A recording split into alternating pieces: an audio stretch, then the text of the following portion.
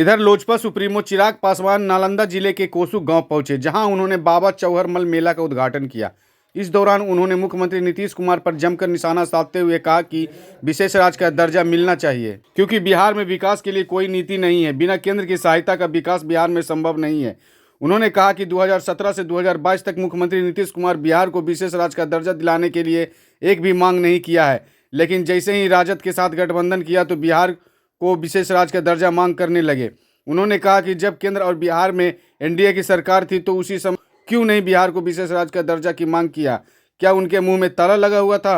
19 साल के बाद इनको याद आया। पहली बात तो मैं इनसे सहमत हूँ, बिहार को विशेष राज्य का दर्जा मिलना चाहिए, क्योंकि मौजूदा सरकार के पास कोई विजन नहीं, विजनलेस सरकार है ये। ना कोई इनके पास नीति है, ना बिहार को आगे लेकर जाने की कोई सोच है। ऐसे में केंद्र की सहायता से ही बिहार का विकास हो सकता है। पर मैं ये सवाल मुख्यमंत्री जी से भी पूछना चाहूँगा, और मैं चाहूँगा कि आप लोग भी टटोल के देखें, क्या 2017 से लेकर 2022 के बीच में कभी भी मुख्यमंत्री नीतीश कुमार जी ने विशेष राज्य के दर्जे की मांग की? क्या ये शब्द भी उनकी जुबान पे कभी आया? उस वक्त तो आप भाजपा के साथ गठबंधन में थे, केंद्र में भी आप ही की सरकार थी, और भाई एक लंबे समय के बाद, लगभग 27-28 सालों के बाद ये मौका बिहार को मिला था, जब केंद्र की तर्ज में भी बिहार में सरकार, जिसको हमारे प्रधानमंत्री जी डबल इंजन की सरकार बोलते हैं। क्यों नहीं 2017 से लेकर 2022 के बीच में इन्होंने बिहार को विशेष राज्य का दर्जा दिलवाया?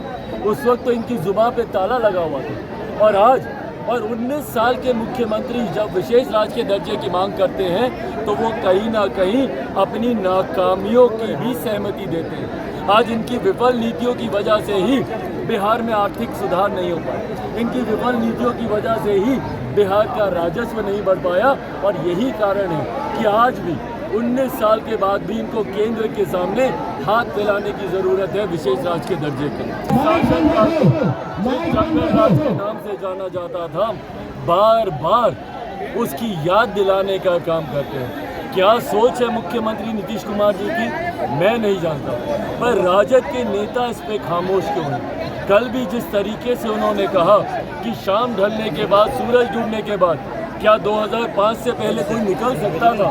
भाई हम लोग तो मानते हैं कि सही बोल रहे हैं, वो नहीं निकल सकता था। पर ऐसे में राजद के लोगों की क्या मजबूरी है या किस लालच में वो इन तमाम बातों को, इस अपमान को सहन कर कर भी इस गठबंधन में है, मैं नहीं जानता। पर मैं इतना ज़रूर जानता हूँ कि जो परिस्थितियों की याद वो 2005 से पहले की दिला रहे हैं, परिस्थितियाँ उससे बदतर हुई हैं आज की तारीख में। आज की तारीख में हत्या, अपहरण, लूटमार, डकैती, बलात्कार जो 90 के दशक में था, उससे बढ़कर आज की तारीख में। और जो याद मुख्यमंत्री नीतीश कुमार जी दूसरों के शासनकाल की दिलाते हैं, अपने शासनकाल पर भी वो थोड़ी रोशनी डालें, जिन्होंने बिहार को बदहाली की कगार पर खड़ा कर दिया। तो याद नहीं आया 19 साल से बिहार में अनुसूचित जाति के लोगों को ये बांटते आए, दलित को महादलित किया, झूठे वादे किए, कितने लोगों को 3 डिसमिल जमीन दिलवा दिए। ये क्या बोले थे? दलित परिवार में हत्या होगी। एक तो गृह मंत्री हत्या की बात करता है, शर्म आनी चाहिए। पर अगर हत्या होगी तो सरकारी नौकरी देंगे आश्रितों को। भाई हम तो हर हत्या पे जा रहे हैं। कितने लोगों को इन्होंने सरकारी नौकरी इन्होंने देने का काम किया। बिहार में आरक्षण, प्रमोशन में रिजर्वेशन रोकने का इन्होंने काम किया। अनुसूचित जाति वर्ग से आने वाले लोगों को आरक्षण देने में इन्होंने रोक लगाने का इन्होंने काम किया।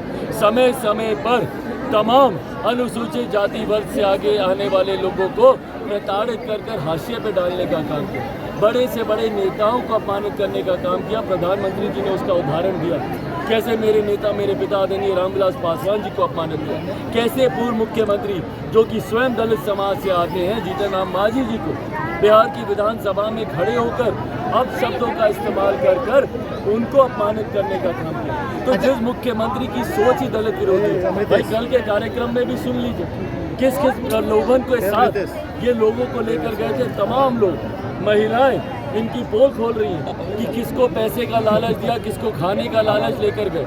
हकीकत है मुख्यमंत्री नीतीश कुमार जी 2020 के चिराग मॉडल से आज भी डरे हुए हैं। इनके राष्ट्रीय अध्यक्ष चिराग मॉडल का नाम लेते नहीं थकते, क्योंकि उस चोट को ये लोग भूले नहीं और इनको पता है कि पुनः उससे बड़ी चोट। विधानसभा में तो फिर भी तीसरे नंबर की पार्टी बन गए। 2024 के लोकसभा के चुनाव में जनता दल यूनाइटेड और महागठबंधन 0 पर आउट होगा, इस बात से डरे हुए मुख्यमंत्री।